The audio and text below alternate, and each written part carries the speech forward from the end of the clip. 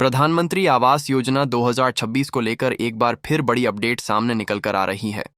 अगर आपने अभी तक इस योजना के लिए आवेदन किया है या फिर आवेदन करने की तैयारी कर रहे हैं, तो आज की यह जानकारी आपके लिए बेहद महत्वपूर्ण होने वाली है। क्योंकि इस बार सरकार ने लाभार्थियों की सूची, किस्तों के भुगतान और सत्यापन प्रक्रिया को लेकर कई अहम बदलाव किए हैं, जिनके बारे में हर व्यक्ति को जानकारी होना जरूरी है। यदि आप सरकारी योजनाओं और नई अपडेट्स की जानकारी सबसे पहले पाना चाहते हैं, तो वीडियो को लाइक करें और चैनल को सब्सक्राइब जरूर करें। अब बिना समय गंवाए शुरू करते हैं आज की सबसे महत्वपूर्ण जानकारी। दोस्तों, प्रधानमंत्री आवास योजना का मुख्य उद्देश्य ऐसे परिवारों को पक्का घर उपलब्ध कराना है जिनके पास अभी तक अपना स्थायी आवास नहीं है। सरकार का लक्ष्य है कि देश के हर पात्र परिवार को सुरक्षित और मजबूत घर मिल सके। इसी उद्देश्य को ध्यान में रखते हुए वर्ष 2026 में योजना के विस्तार पर तेजी से काम किया जा रहा है। ताज़ा जानकारी के अनुसार कई राज्यों में लाभार्थियों का नया सर्वे शुरू किया गया है। जिन परिवारों का नाम पहले सूची में शामिल नहीं हो पाया था, उन्हें दोबारा मौका दिया जा रहा है। अधिकारियों द्वारा घर घर जाकर पात्र परिवारों की जानकारी एकत्र की जा रही है, ताकि कोई भी जरूरतमंद व्यक्ति योजना के लाभ से वंचित न रह जाए। सबसे महत्वपूर्ण बात यह है कि इस बार आवेदन प्रक्रिया को पहले से अधिक सरल बनाया गया है। ग्रामीण क्षेत्रों में ग्राम पंचायतों के माध्यम से और शहरी क्षेत्रों में नगर निकायों के माध्यम से पात्र लोगों की पहचान की जा रही है। आवेदन के बाद दस्तावेजों का सत्यापन होगा और उसके बाद पात्रता के आधार पर नाम सूची में जोड़ा जाएगा। अब बात करते हैं मिलने वाली सहायता राशि की। योजना के अंतर्गत पात्र लाभार्थियों को घर निर्माण के लिए आर्थिक सहायता प्रदान की जाती है। यह राशि सीधे बैंक खाते में भेजी जाती है, ताकि लाभार्थी बिना किसी परेशानी के अपने घर का निर्माण कार्य शुरू कर सके। भुगतान पूरी तरह डीबीटी यानी डायरेक्ट बेनिफिट ट्रांसफर प्रणाली के माध्यम से किया जाता है। सरकार द्वारा यह भी स्पष्ट किया गया है कि जिन लोगों का आधार कार्ड और बैंक खाता आपस में लिंक नहीं है, उन्हें जल्द से जल्द यह प्रक्रिया पूरी करनी चाहिए, क्योंकि भविष्य में आने वाली किसी भी किस्त का भुगतान केवल सत्यापित बैंक खाते में ही किया जाएगा। इसलिए दस्तावेजों की जांच और बैंक खाते की जानकारी सही होना बेहद जरूरी है। इसके अलावा लाभार्थियों को समय समय पर निर्माण कार्य की प्रगति भी दिखानी होगी। अधिकारियों द्वारा निरीक्षण किया जाएगा और निर्माण की स्थिति के अनुसार अगली किस्त जारी की जाएगी। इसका उद्देश्य यह सुनिश्चित करना है कि योजना का पैसा सही कार्य में उपयोग हो रहा है और घर निर्माण समय पर पूरा हो सके। अब सवाल यह उठता है कि आखिर किन लोगों को इस योजना में प्राथमिकता दी जा रही है। जानकारी के अनुसार बेघर परिवार, कच्चे मकानों में रहने वाले लोग, आर्थिक रूप से कमजोर वर्ग, अनुसूचित जाति, अनुसूचित जनजाति तथा महिला मुखिया वाले परिवारों को विशेष प्राथमिकता दी जा रही है। इसके साथ ही ऐसे परिवार जिनकी आय सीमित है और जो स्वयं घर बनाने में सक्षम नहीं हैं, उन्हें भी योजना के दायरे में शामिल किया जा रहा है। दोस्तों, आने वाले दिनों में कई राज्यों द्वारा नई लाभार्थी सूची जारी की जा सकती है।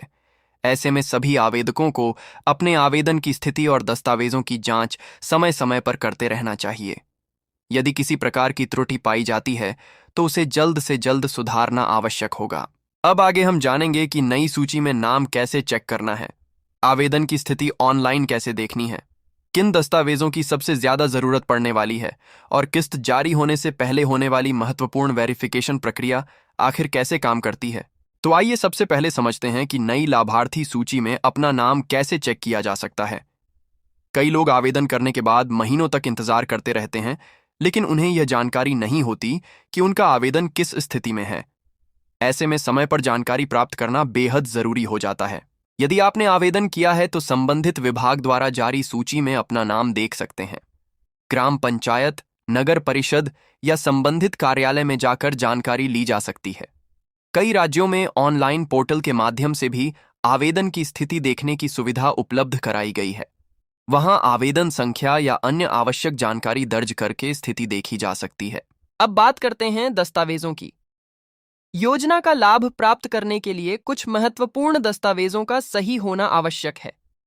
इनमें आधार कार्ड, बैंक खाते की जानकारी, पहचान पत्र, निवास प्रमाण, परिवार से संबंधित विवरण और अन्य आवश्यक दस्तावेज शामिल हो सकते हैं। यदि किसी दस्तावेज में त्रुटि पाई जाती है तो आवेदन प्रक्रिया प्रभावित हो सकती है। दोस्तों, कई बार लोगों का नाम सर्वे में शामिल हो जाता है, लेकिन सत्यापन के दौरान दस्तावेजों की कमी के कारण उनका आवेदन लंबित हो जाता है। इसलिए यह आवश्यक है कि सभी दस्तावेज पहले से तैयार रखें और उनमें दी गई जानकारी सही हो। अब चर्चा करते हैं वेरिफिकेशन प्रक्रिया की। सरकार द्वारा लाभार्थियों की पहचान सुनिश्चित करने के लिए कई स्तरों पर जांच की जाती है। सबसे पहले आवेदन और दस्तावेजों का मिलान किया जाता है। इसके बाद स्थानीय स्तर पर जानकारी की पुष्टि की जाती है। कुछ मामलों में अधिकारियों द्वारा स्थल निरीक्षण भी किया जा सकता है। निरीक्षण के दौरान यह देखा जाता है कि आवेदक वास्तव में पात्र श्रेणी में आता है या नहीं। यदि सभी जानकारी सही पाई जाती है तो आवेदन को मंजूरी मिलने की संभावना बढ़ जाती है। इसके बाद लाभार्थी का नाम अंतिम सूची में शामिल किया जाता है। अब सबसे महत्वपूर्ण प्रश्न, किस्त कब और कैसे जारी होती है? दोस्तों, योजना के अंतर्गत मिलने वाली सहायता राशि एक साथ नहीं भेजी जाती। घर निर्माण की विभिन्न अवस्थाओं के अनुसार किस्तों में भुगतान किया जाता है। पहली किस्त मिलने के बाद निर्माण कार्य शुरू किया जाता है। इसके बाद प्रगति की जांच होने पर अगली किस्त जारी की जाती है। सरकार का उद्देश्य यह सुनिश्चित करना है कि निर्माण कार्य लगातार आगे बढ़ता रहे और लाभार्थी को समय पर आर्थिक सहायता मिलती रहे। इसलिए प्रत्येक चरण का रिकॉर्ड रखा जाता है और उसी आधार पर अगला भुगतान स्वीकृत किया जाता है। इसके अलावा कई क्षेत्रों में मनरेगा जैसी अन्य योजनाओं का लाभ भी पात्र परिवारों को मिल सकता है। इससे घर निर्माण के दौरान आर्थिक बोझ कम करने में सहायता मिलती है।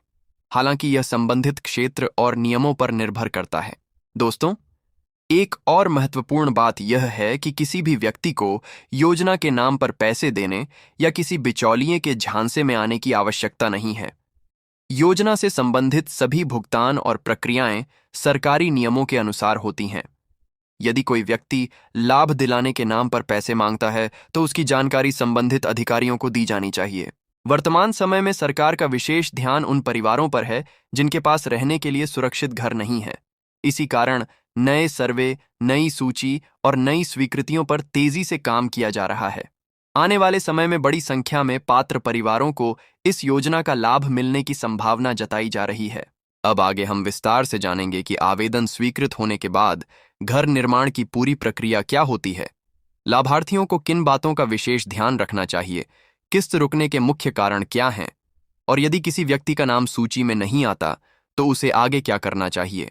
तो दोस्तों, यदि आपका आवेदन स्वीकृत हो जाता है तो आपको समय समय पर निर्माण कार्य की जानकारी संबंधित विभाग को देनी होगी। घर निर्माण की प्रगति के अनुसार अगली किस्त जारी की जाती है। इसलिए यह जरूरी है कि निर्माण कार्य नियमों के अनुसार पूरा किया जाए और सभी दस्तावेज सुरक्षित रखे जाएं। यदि किसी कारण से आपका नाम सूची में नहीं आता है तो घबराने की जरूरत नहीं है। नए सर्वे और पुनः सत्यापन की प्रक्रिया के दौरान पात्र परिवारों को दोबारा अवसर मिल सकता है। इसलिए अपने दस्तावेज अपडेट रखें और स्थानीय अधिकारियों से समय समय पर जानकारी प्राप्त करते रहें। सरकार का लक्ष्य है कि प्रत्येक पात्र परिवार को पक्का और सुरक्षित घर मिल सके। आने वाले महीनों में योजना से जुड़ी कई नई घोषणाएं और लाभार्थी सूचियां जारी की जा सकती हैं। इसलिए किसी भी महत्वपूर्ण अपडेट को नजरअंदाज न करें। अगर आपको यह जानकारी उपयोगी लगी हो तो वीडियो को लाइक करें, अपने दोस्तों और परिवार के साथ शेयर करें और ऐसी ही सरकारी योजनाओं की सटीक एवं महत्वपूर्ण जानकारी सबसे पहले पाने के लिए हमारे चैनल को अब भी सब्सक्राइब करना न भूलें। धन्यवाद।